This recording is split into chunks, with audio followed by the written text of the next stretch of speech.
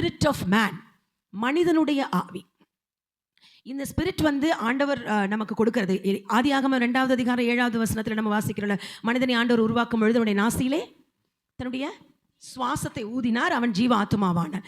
இந்த உயிர், இந்த ஸ்பிரிட் வந்து ஆண்டவரால் கொடுக்கப்பட்டது. நம்ம இப்போ உயிரோடு இருக்கிறோம்னா இந்த உயிர் ஆண்டவர் நமக்கு கொடுத்தது. ஆனால் இந்த உயிருக்கு மேலே இருக்கிற உடல் இருக்குது பார்த்தீங்களா, இது முழுசாக அந்த உயிரை சார்ந்து தான் இருக்கும். உடல் எந்த விதத்தில் எதையும் தீர்மானிக்காது, அந்த உயிர் தான் தீர்மானிக்கும் நீங்கள் எப்படிப்பட்டவர்கள் என்று சொல்லி. நம்முடைய ஐடென்டிட்டி இருக்குது பார்த்தீங்களா, வெளியில் நம்ம தெரிகிறோம்ல. இப்போ பேர் எடுத்துகிட்டு சரோஜாமா அப்படின்னு சொன்னால் சரோஜாமா தெரியும் பொழுது வெறும் அந்த உடலுக்கு அந்த பெயர் அல்ல, அந்த உயிருக்கு தான் அந்த பேர், அந்த ஆத்துமாக்கும் அந்த ஆவிக்கும் தான் அந்த பேர். சரோஜா அம்மாவை வந்து எப்படி வேணாலும் நீங்கள் பார்க்கலாம், ஆனால் அவங்க வெளியில் தெரிகிற மாதிரி இருக்காங்கன்னா அவங்க எப்படி உள்ளே இருக்காங்களோ அப்படி தான் வெளியில் தெரிவாங்க. அது அவங்க ஆவி டிட்டர்மைன் பண்ணணும், அவங்க டிட்டர்மைன் பண்ணுறது. பாடிக்கு இதில் எந்த வேலையும் கிடையாது. அவங்களுடைய ஆத்துமா ஆவி என்ன நினைக்குதோ அதன்படி அவர்கள் தங்களை வெளியில் காட்டிக்கொள்ளலாம். ஒரு ரிமார்க்கபிள் குவாலிட்டி, நல்ல ஆளுப்பா, ரொம்ப நல்லவங்க, தங்கமான மனுஷன் சில பேரை சொல்லுவோம்ல. எப்படி சொல்கிறோம்? அவங்களுடைய நடக்கை வைத்து சொல்லுகிறோம். அதை தீர்மானிக்கிறது அவருடைய ஆவிதான், அந்த ஆத்துமா. இது யாரால் கொடுக்கப்பட்டது? நம்முடைய ஆண்டவராகிய தேவனால் கொடுக்கப்பட்ட ஆத்துமா. அந்த ஆத்துமாவை நம்ம எப்படி வெளியில் கொண்டு வருகிறோம் என்பது தான் முக்கியம். இந்த ஆத்துமா, அதாவது வெளியில் பார்க்கும்போது நல்லா இருப்பாங்க, ஆனால் உள்ளுக்குள்ளே அவங்கள்ட்ட இருக்கிற கேரக்டர் சரியில்லை அப்படின்னு சில பேர் நம்ம நினைப்போம். சிரிக்கிறாங்க வெளியில், ஆனால் உள்ள அவங்க வேற ஆள், வெளியில் பேசுகிற ஆள் கிடையாது. அப்போ அவங்க எப்படிப்பட்டவர்கள் என்பதை எது தீர்மானிக்குது? அந்த மேன் இருக்குது பார்த்தீங்க, அவங்களுக்குள்ளே இருக்க மனிதன், அது பெண்ணாக இருக்கலாம் ஆணாக இருக்கலாம், அந்த மனிதனாகிய ஆவி அதுதான் தீர்மானிக்குது இவர்கள் யார் என்று சொல்லி.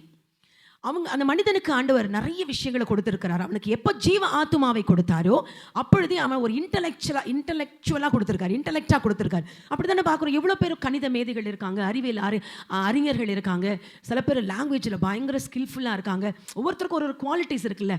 அவங்க ப்ரொஃபஷனில் பெரிய ஆளாக இருக்காங்க, பிஸ்னஸ் மேனாக, அப்பா அவரை அடிச்சுக்க முடியாது அப்படின்னு ஒருத்தருக்கும் ஒரு நிலைகளை கொடுக்குறாங்கல்ல. இது எல்லாமே ஒரு மனிதன் தன் ஆவியின் மூலமாக பெற்றுக்கொள்ளுகிற பெயர்கள் எல்லாமே. அவனுக்கு கிடைக்கிற, அவன் ரிசீவ் பண்ணுற எல்லா விஷயமே அதுதான். இதில் 20 ப்ராவர்ப்ஸ், நீதிமொழிகள் 20:27 மட்டும் வாசிக்கலாம். நீதிமொழிகள் 20வது அதிகாரம் 27வது வசனம். மனுஷனுடைய ஆவி கர்த்தர் தந்த தீபமாய் இருக்கிறது, அது உள்ளத்தில் உள்ளவைகளெல்லாம் ஆராய்ந்து பார்க்கும். மனுஷனுடைய ஆவி கர்த்தர் கொடுத்த தீபமாய் இருக்கிறது. இது ஆண்டவர் நமக்கு கொடுக்கும் பொழுது நமக்கு ஒளியாய் தான் நம்மளோட ஆவியை கொடுத்துருக்கிறார். நம்மளுடைய ஆவியை நம்மளை வந்து வேறு வழியில் எடுத்துகிட்டு போகிறதுக்கு கொடுக்கல, நம்ம தான் அதை மாற்றிடுறோம். ஒளியாய் கொடுத்துருக்கிறார். அது என்ன பண்ணுதான்? உள்ளத்தில் உள்ளவைகளை எல்லாம் ஆராய்ந்து பார்க்கிறது. இந்த ஆவிக்கு தெரியும் நான் எப்படி இருக்கணும்னு சொல்லிட்டு. நான் இப்படி தான் வாழணும்னு நம்ம டிட்டர்மைன் பண்ணிட்டோம்னா அப்படி வாழ்வோம். நான் எப்படி வேணாலும் வாழலாம்னு நினச்சா எப்படி வேணாலும் வாழலாம். அதை முழுமையாய் அந்த ஃபுல் டெசிஷன் எடுக்கக்கூடிய தன்மையையும் அந்த எபிலிட்டியையும் கர்த்தர் நம்முடைய ஆவிக்கு தந்திருக்கிறார். ஏன்னா அந்த ஆவி எப்படி இருக்கான்? தீபமாய் இருக்கிறது. நமக்கு தீபமாய் ஆண்டவர் கொடுத்துருக்கிறார். அதனால காட் லைக் குவாலிட்டிஸ் நம்ம கெயின் பண்ணிக்கலாம். நம்மளை வெளியில் காட்டிக்கிறோம் இல்லையா, அது நம்முடைய குவாலிட்டி. கொடுத்தது ஆவி என்னமோ ஆண்டவர். அப்போ ஆண்டோடைய குவாலிட்டியை நான் காட்டணும்ல. ஸோ நான் காட் லைக் குவாலிட்டியை, கர்த்தர் போல தேவன் போல என்னோட குவாலிட்டி என்னால் மாற்ற முடியும். அந்த எபிலிட்டி ஆண்டவர் நம்மளுடைய ஆவிக்கு கொடுத்துருக்கிறார். இதே ஆவி நம்மளை ஆண்டவரை விட்டு தள்ளியும் போகும். எப்போ ஒரு அறிவாளியாக இருக்கானோ அவனுக்குள்ள ஒரு பெருமையை வந்துருச்சுன்னா, நல்லா பாடுறோன்னு நினச்சானா விழுந்துட்டான்னு அர்த்தம். நான் சூப்பராக பிரசங்கம் பண்ணுவேன், என்ன மாதிரி ஆழமான சத்தியங்கள் யாராலும் போதிக்க முடியாதுன்னு ஊழியக்காரன் நினச்சா விழுந்துட்டான்னு அர்த்தம்.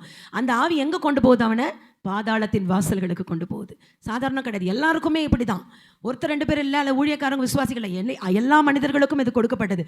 அந்த ஸ்பிரிட் ஆஃப் மேன் வந்து எப்போ கடவுள் போல ஆவாங்க அப்படின்னா, with the help of holy spirit. நம்முடைய ஆவியை பரிசுத்த ஆவியானவரோடு இணைக்கும் பொழுது நம்மால் செய்ய முடியாத விஷயங்கள் எதுவுமே கிடையாது. இதை ஒரு வெப்பனாக யூஸ் பண்ணுறோம். ஸ்பிரிட் ஆஃப் மேன், நமக்குள்ள கர்த்தர் கொடுத்திருக்கிற அந்த ஆவியை நம்ம எப்படி யூஸ் பண்ணுறோம்? பாதாளத்தை மேற்கொள்ளக்கூடிய ஒரு வெப்பனாக, ஆயுதமாக யூஸ் பண்ணுகிறோம். ஃபர்ஸ்ட் நம்ம எதை யூஸ் பண்ணோம்னு சொன்னோம்? டார்க்னஸை, இருளையும் நம்ம வந்து ஆயுதமாக யூஸ் பண்ணுறோம். இப்போ தேவன் நமக்குள்ளே கொடுத்துருக்க ஆவி, நம்ம நினைப்போம், இவர் சொன்ன மாதிரி பவுல் சொன்ன, நான் நினைக்கிற நன்மையை செய்ய மாட்டேங்கிறேன் ஆண்டவரே, நான் நினைக்காத தீமையை செஞ்சுட்டு இருக்கேன். சில சூழ்நிலைகள் நமக்கு அப்படி தான் வரும். நம்ம நல்லவங்களாக இருக்கணும்னு தான் நினைப்போம். சில மனிதர்கள் நம்மை மாற்றி விடுவார்கள், சில சூழ்நிலைகள் நம்மை மாற்றி விடும். ஆனால் எல்லா எபிலிட்டியும் ஆண்டவர் நம்ம கொடுத்துருக்கிறார். நம்ம மாற்ற முடியும். அந்த எபிலிட்டி கொடுத்த ஆண்டவர் கூடயே சப்ளிமெண்ட்ரியாக நமக்கு ஒரு பரிசுத்த ஆவியானவரை கொடுத்துட்டார். இப்போ நம்மளால் முடியுமா? முடியாதா? கண்டிப்பாக முடியும். எப்போ இந்த மனிதனுடைய ஆவி, spirit of man, spirit of காடோட, ஹோலி ஸ்பிரிட்டோட கம்பைன் ஆகுதோ அப்போ அது ஒரு பயங்கர பொட்டன்ஷியலான ஒரு ஆவி ஆகிடுதான். அதுக்கு அவ்வளவு வல்லமை இருக்குது. என்னால் எல்லாம் செய்ய முடியும். இப்போ அது பாதாளத்தின் வாசல்களை மேற்கொள்ள முடியுமா? நிச்சயமாக முடியும். அதே ஆவி மனிதனை வந்து ஆண்டவரை விட்டு தள்ளுற மாதிரி அந்த ஆவியை நான் ஒரு வெப்பனாக யூஸ் பண்ணிட்டேன்னு வச்சுக்கோங்க, நான் ஒரு ஆயுதமாக யூஸ் பண்ணிட்டேன்னா என்னால் கண்டிப்பாக அதை ஜெயிக்க முடியும். இந்த ஸ்பிரிச்சுவல் வார்ஃபேரில் நான் என்னவாக முடியும்? வெற்றியாளனாய் மாற முடியும்.